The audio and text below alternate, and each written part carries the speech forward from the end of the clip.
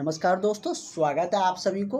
चलिए आज हम लोग क्लास को आगे कंटिन्यू करते हैं। 50 क्वेश्चन तक हम लोग मिडवाइफरी का देख चुके थे, तो इस टॉपिक का 50 जो हम लोगों का इम्पोर्टेंट क्वेश्चन था वो सारे क्वेश्चन देख चुके थे। आज हम लोग इससे आगे का क्वेश्चन करने जा रहे हैं और हम आपको बार बार बताते आ रहे हैं कि ये टॉपिक आपके लिए बहुत ही महत्वपूर्ण टॉपिक है। इस टॉपिक को आप लोग बिल्कुल भी मिस नहीं कर सकते हैं, इग्नोर नहीं कर सकते हैं। इस टॉपिक को पूरा आसान बनाने के लिए हम आपको एक एक पॉइंट बताते चल रहे हैं। जैसे कि HCG के बारे में हमने आपको कल बताए थे, HPL के बारे में बताए थे, दोनों हार्मोन का क्या कार्य है, साथ ही इसका फुल फॉर्म सारा डिटेल्स में हमने चर्चा भी किए थे। और जो भी कैंडिडेट क्लास ज्वाइन किए हैं उसको वो जो एक्सप्लेनेशन वाला नोट्स है वो भी मिल चुका है, क्योंकि हमने कल ही जो आप लोगों का ग्रुप चल रहा है उसमें हमने वो सारा नोट्स डाल दिए हैं। और जो कैंडिडेट अभी तक नहीं जुड़े हैं और क्लास के ग्रुप में जुड़ना चाह रहे हैं, जिसमें आपको डेली क्लास मिलेंगे और जैसे ही आप क्लास में जुड़ते हैं उसी समय आपको सारा PDF सारा नोट्स मिल जाएंगे और क्लास आपको डेली मिलते रहेंगे। कुछ क्लास आपका छूटा है वो भी मिल जाएगा। तो इस नंबर पर 70 50 87 29 96 इस नंबर पर कॉल करके व्हाट्सअप करके आप लोग क्लास में ज़रूर जुड़ जाइए। बहुत ही आपको इंटरेस्टिंग के साथ जो आपका क्लासेज है वो कंटिन्यू बढ़ते चलेंगे और आपका तैयारी बहुत ही बेहतर हो जाएंगे, ताकि आप फाइनल मेरिट तक पहुंच सके और आप इस साल जॉब ले सके। तो चलिए हम लोग क्लास को आगे कंटिन्यू रखते हैं। जैसे कि कल हम लोगों ने HCG और HPL के बारे में जाने थे, इसको हम फिर एक बार आज आपको दोहराएंगे, इसके बारे में बताएंगे कि क्योंकि इससे रिलेटेड आगे हमको क्वेश्चन देखने को मिल रहे हैं। तो जैसे कि हमने गर्भाशय में HCG और HPL हार्मोन का स्रोत क्या होता है, इसका क्या फंक्शन होता है, इनके बारे में जान लेते हैं। ने आपको HCG के बारे में पहले भी बताए हुए थे, क्योंकि HCG एक ऐसा हार्मोन है जिससे हम लोगों को गर्भ जब कोई महिला गर्भ धारण करते हैं तो उसका गर्भवती का पता चल पाता है कि उसका गर्भधारण जो है वो किस तरीके से आगे बढ़ रहा है, कैसा डेवलपमेंट हो रहा है। वह एक मापक भी है।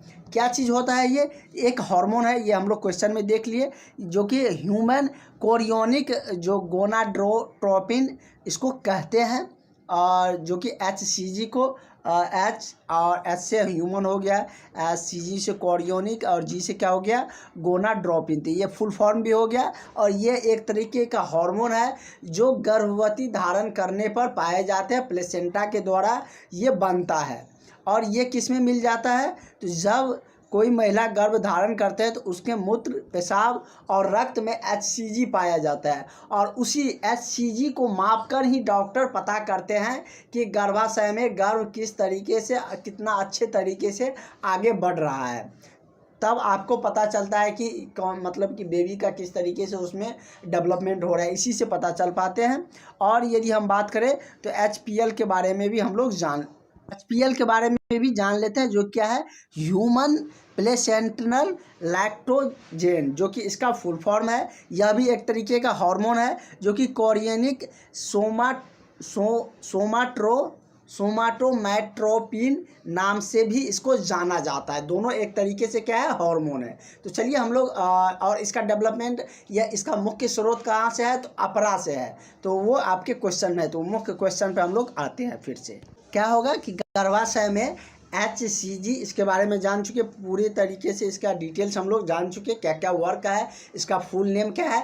HPL के बारे में भी जान चुके। दोनों एक तरीके का हार्मोन है, जो कि इसका जो मुख्य स्रोत है वो क्या है, अपरा है। इसमें क्वेश्चन में पूछ रहा है कि HCG और HPL का जो हार्मोन है उसका स्रोत क्या है, तो वो अपरा उसका स्रोत है, वहाँ से मिलते हैं। स्रोत मतलब जानते हैं ना, जैसे क्या कहेंगे कि बाढ़ का पानी आ रहा है तो कहिएगा कि इसका स्रोत क्या है, तो कहिएगा कि मतलब कि ये नदी है, या और भी बहुत सारा कुछ हो सकता है। कि जैसे कहेंगे हमारे जो दिन में हम लोगों को रोशनी दिखाई देता है उसका स्रोत क्या है, सूरज है। तो उसी तरीके से इस हार्मोन का स्रोत अपरा है।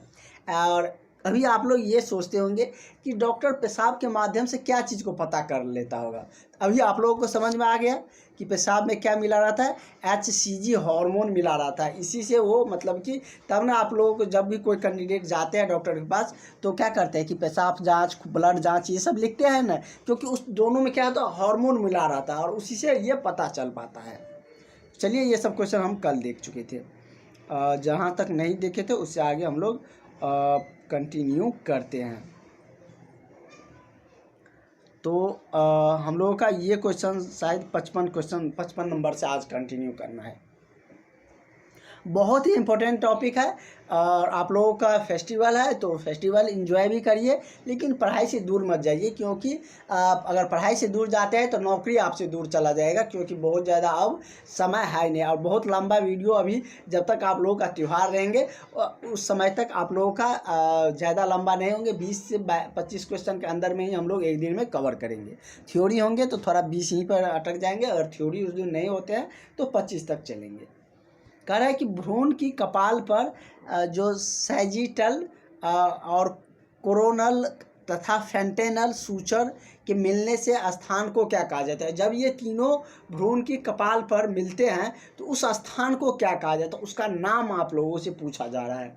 तो उसको क्या कहा जाता है, तो उसको अग्रफेंटेनल कहा जाता है। क्या कहा जाता है, तो अग्रफेंटेनल मतलब फ्रंटल पे प्रचुर मात्रा में मिलते हैं तो फेंटेनल पर क्या मिलता है, सूचर के मिलने से मतलब जो स्थान बनता है उसको अग्रफेंटेनल। यहाँ से जोड़ सकते हैं, फ्रंटल है तो उसका नाम क्या हो जाता है, अग्रफ्रेंटेनल। अगला है कि जब ऑक्सीपिटो ब्रैगमेटिक व्यास होता है, सब जो ऑक्सीपिटो जो ब्रैगमेटिक व्यास है वो कितना सेंटीमीटर होते हैं, ये आपसे पूछे जा रहे हैं। तो उसका व्यास कितना होता है, तो 9.5 सेंटीमीटर। और व्यास से लेकर हम लोगों ने जब आपका ये क्लास स्टार्ट किए थे तो उस समय भी आपको हमने बताए थे, और वहाँ पर किसका व्यास आप लोगों से पूछा जा रहा था, तो उसमें आप लोगों को जैसे कि ये क्वेश्चन हम लोग ने जब स्टार्ट किए थे तो उसी दिन हम लोगों ने ये क्वेश्चन देखे थे व्यास से रिलेटेड। और आज फिर आप लोगों को आया है कि व्यास, उसमें क्या था, तो अनुप्रस्थ का व्यास था। क्या चीज़ के अनुप्रस्थ का व्यास था, तो ये आप लोग जैसे कि पिछले क्लास में अगर किए होंगे तो आप सबको पता होगा।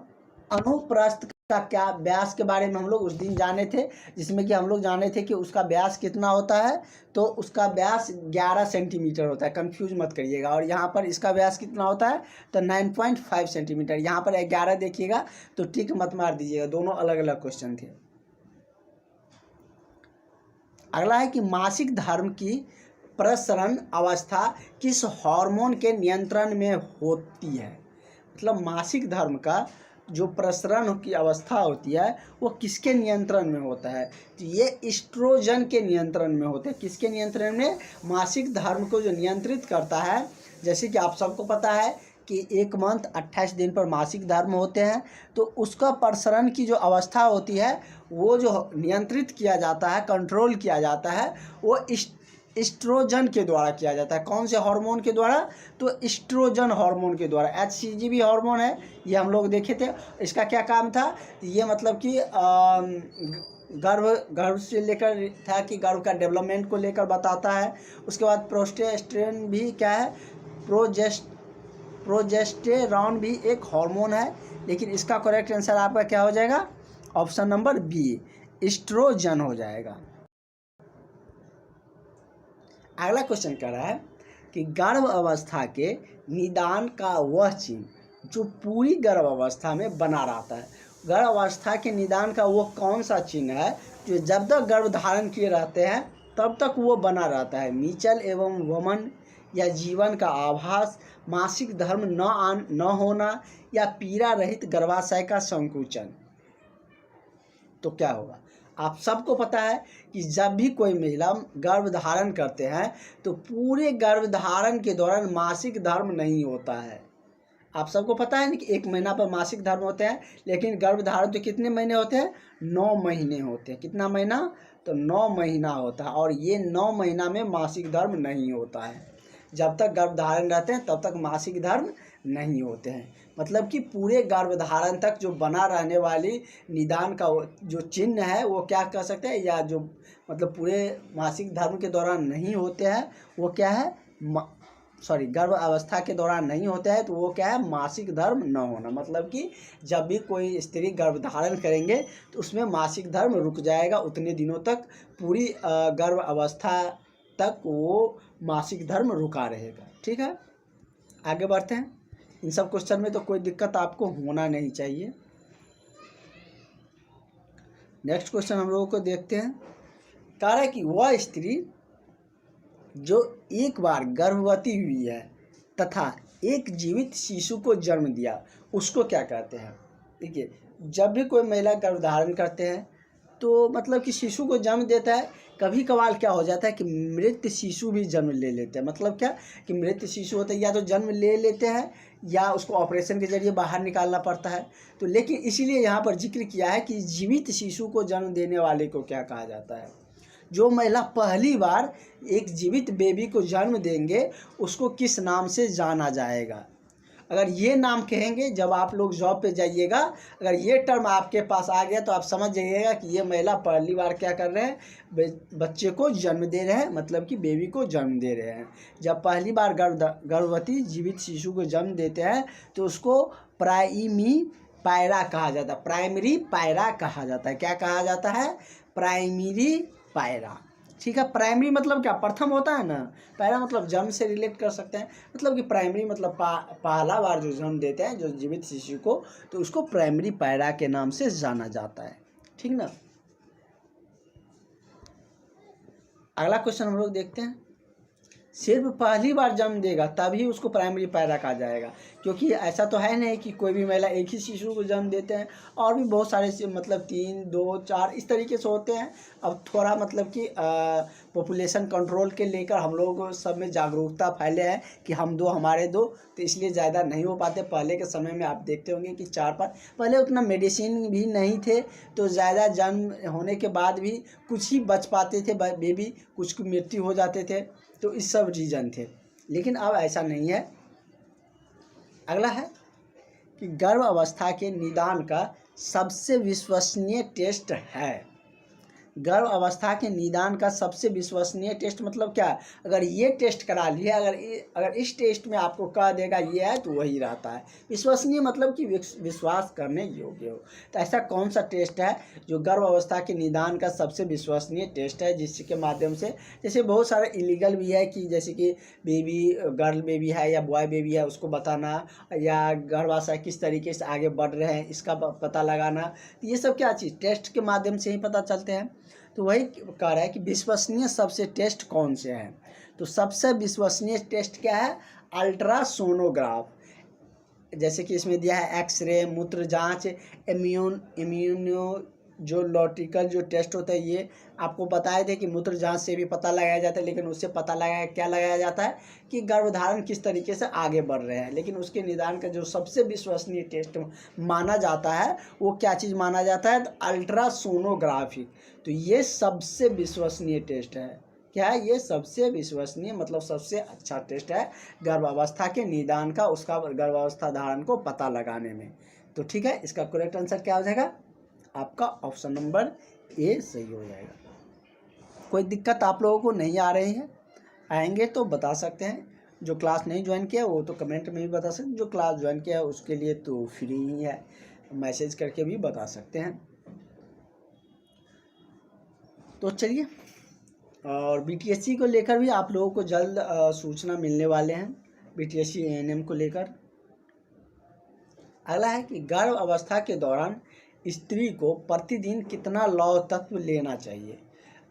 जैसे कि हमने पिछले क्लास में इस पर चर्चा भी किए थे। जब भी कोई महिला गर्भधारण करेंगे उसमें आयरन की मात्रा कमी होने लगती है, आयरन की कमी होने लगती है। लौह मतलब क्या, आयरन। आयरन वाला एक टॉनिक आता है ना, बहुत सारे लोग इसमें से उसका यूज भी किए होंगे, उस टॉनिक को पिए भी होंगे। तो मतलब कह रहे हैं कि गर्भ अवस्था के दौरान जो स्त्री की प्रतिदिन कितना लौह तत्व लेना चाहिए, 1 मिलीग्राम, 20 मिलीग्राम, 40 या 60 मिलीग्राम। तो प्रतिदिन की बात कर रहा है, तो प्रतिदिन कितना मिलीग्राम लेना चाहिए, तो प्रतिदिन कम से कम 40 मिलीग्राम गर्भ अवस्था के दौरान एक स्त्री को लौह युक्त तत्व लेना चाहिए, अगर वो या तो भोजन के माध्यम से या मेडिसिन के जरिए से। तो इस तरीके से मतलब कि उसके शरीर में, क्योंकि लौह की मात्रा कम होने, आयरन की मात्रा, लौह मतलब आयरन समझिए, आयरन की मात्रा उसके शरीर में कम होने लगती है,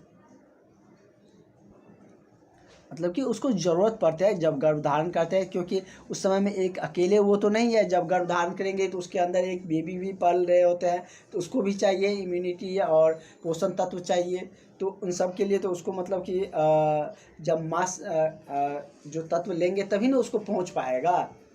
तो इसीलिए मतलब कि जब गर्भधारण करते हैं तो उस समय अधिक जो लौह या आयरन की ज़रूरत होती है, जो कि कितना प्रतिदिन लेना चाहिए, तो 40 ग्राम मिलीग्राम, ग्राम मत बोल दीजिएगा, मिलीग्राम, ग्राम बहुत हो जाएगा। अगला है कि शुरुआती गर्भ अवस्था का निरीक्षण किस तिमाही में आरंभ होता है। हमने आपको बताए थे और आप सब भी जानते हैं कि गर्भ अवस्था को ट्राइमेस्टर के टर्म में डिवाइड करते हैं। किस टर्म में, ट्राइमेस्टर, मतलब कि तिमाही के टर्म में। 9 महीना का गर्भधारण होता है ना, 9 महीना का गर्भधारण होता है, इसको 3 टर्म में मानते हैं। एक पहला 3 महीना, दूसरा 3 महीना, तीसरा 3 महीना, 3 3 6 3 9 हो गया। पहला को क्या कहते हैं, फर्स्ट ट्राइमेस्टर, मतलब कि प्रथम तिमाही, दूसरा को सेकेंड तिमाही, तीसरा को तृतीय तिमाही कहा जाता है। इसमें जो स्त्रियां होती है उसको मतलब वजन कितना बढ़ता है, तो 1 से 3 kg तक, दूसरा में 6, तीसरा में 9। इस तरीके से जैसे जैसे क्वेश्चन आएंगे ना, उससे रिलेटेड जो जो पॉइंट बनेंगे वो सारे पॉइंट हम जब भी वो क्वेश्चन आएंगे तो वहाँ पर जिक्र करते हुए चलेंगे। तो आप खुद इसका आंसर दे सकते हैं कि शुरुआती जो गर्भ अवस्था का निरीक्षण किया जाएगा वो किस तिमाही में आरंभ होगा, तो प्रथम में ही होंगे, और अंतिम चरण जो होंगे वो तृतीय तिमाही में होंगे। इसमें ज़्यादा सोचने की बात ही नहीं है, इतना एक्सप्लेन करके पूरा हम बता दिए अलग अलग करके। तो प्रथम जो शुरुआती जो गर्भ अवस्था का निरीक्षण करना होगा तो वो कब होगा, तो किसी मतलब किस तिमाही में, तो प्रथम तिमाही में होगा, आरंभिक तिमाही में होगा। ठीक है, तो इसका करेक्ट आंसर आपका ऑप्शन नंबर क्या हो जाएगा, ए सही हो जाएगा। ठीक है, नेक्स्ट क्वेश्चन की तरफ बढ़ते हैं। अगला क्वेश्चन आपका कह रहा है कि यदि स्त्री के गर्भाशय की ऊंचाई गर्भ अवस्था की तिथि की सामान्य अवस्था से कम हो, मतलब कि गर्भाशय की जो ऊंचाई है वो सामान्य स्थिति, जब गर्भधारण नहीं करेंगे, नहीं किए रहेंगे, उस समय सामान्य स्थिति माना जाएगा। तो उस सामान्य स्थिति सामान्य अवस्था से कम रहे तो उस स्त्री को इनमें से क्या है, मतलब जब गर्भ धारण करते हैं तो गर्भाशय की ऊंचाई बढ़ने के बजाय सामान्य स्थिति से कम हो गया है, तो उस स्त्री को इनमें से क्या मतलब कि डिफेक्ट है, प्लेसेंटा प्रीविया का, एनीमिया का, या IUGR का, या RH निगेटिव गर्भ अवस्था का है। किसका इसमें मतलब कि स्त्री में कौन सा दोष या कौन सा डिफेक्ट है, तो वो क्या आप मान सकते हैं, क्या कहा जाता है उसको, तो IUGR कहा जाता है। इसका आप लोग जिसको पता होंगे वो बताइएगा, कल इसको हम एक्सप्लेन करके बताएंगे। अगर अभी एक्सप्लेन करने लगेंगे, एक दिन में 2-2 क्वेश्चन को एक्सप्लेन करेंगे तो आप लोगों का नंबर ऑफ क्वेश्चन कम होंगे, इसलिए आज आप लोग इसका आंसर बताइएगा, नहीं तो हम कल इसके बारे में डिटेल्स में आपको बता देंगे। अगला है कि नीगेल नियम का प्रयोग कर उस स्त्री का EDD बताइए।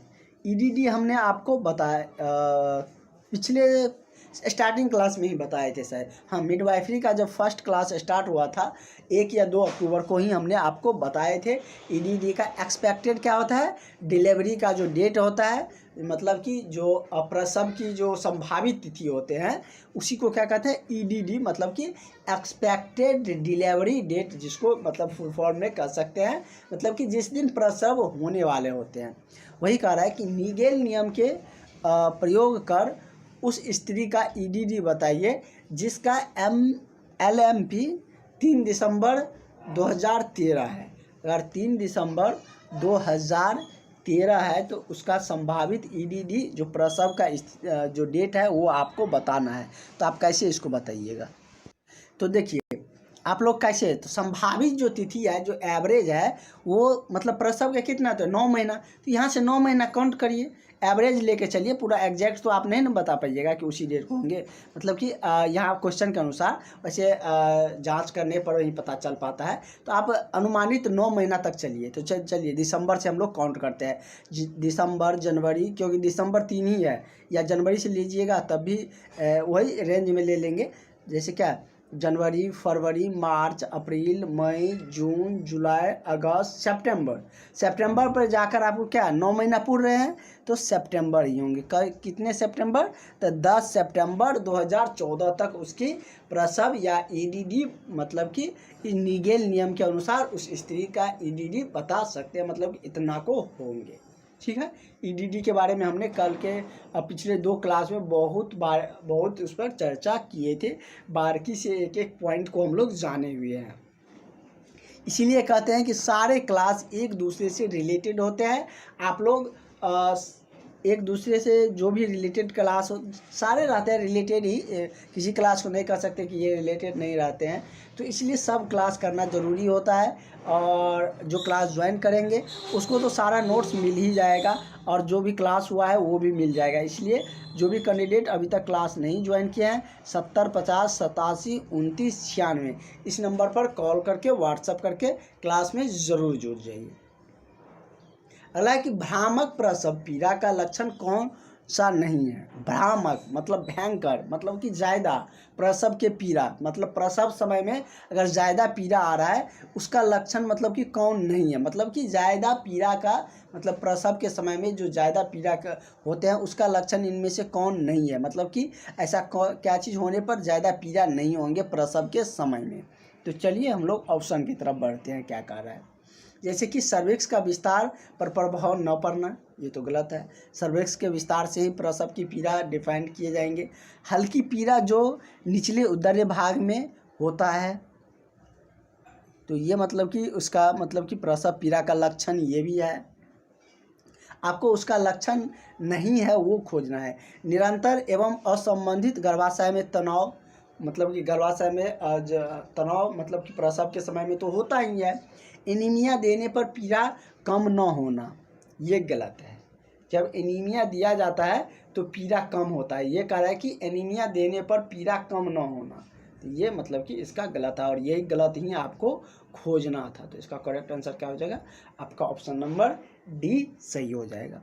नेक्स्ट क्वेश्चन है, निम्नलिखित में से कौन सा हार्मोन अपरा द्वारा स्त्रावित होता है। तो हम लोग स्टार्टिंग ही किए थे इसी क्वेश्चन से। तो अपरा द्वारा HCG हार्मोन के बारे में हम लोग देखे थे ना, तो वही मतलब कि HPL और HCG हार्मोन 2 हार्मोन थे जो कि अपरा उसका स्रोत होता है। लेकिन यहाँ पर दूसरा कुछ कह रहा है, क्वेश्चन पर ये कह रहा है कि कौन सा उसका मतलब कि स्त्रावित हार्मोन नहीं है।